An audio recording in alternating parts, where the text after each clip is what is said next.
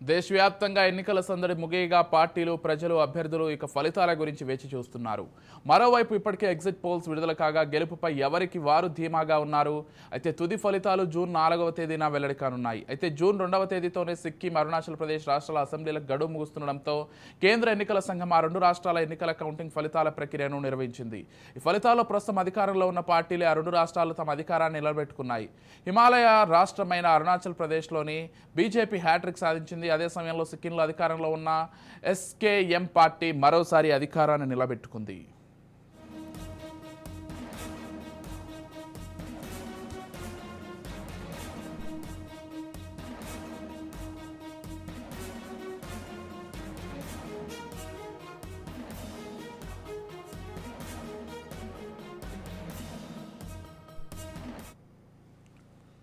అరవై స్థానాలున్న అరుణాచల్ ప్రదేశ్ అసెంబ్లీ ఎన్నికల్లో భాగంగా ఎన్నికల పోలింగ్కు ముందే 10 స్థానాలు ఏకగ్రీవమయ్యాయి. అయితే ఆ 10 స్థానాలను బీజేపీ కైవసం చేసుకోవడం గమనార్హం.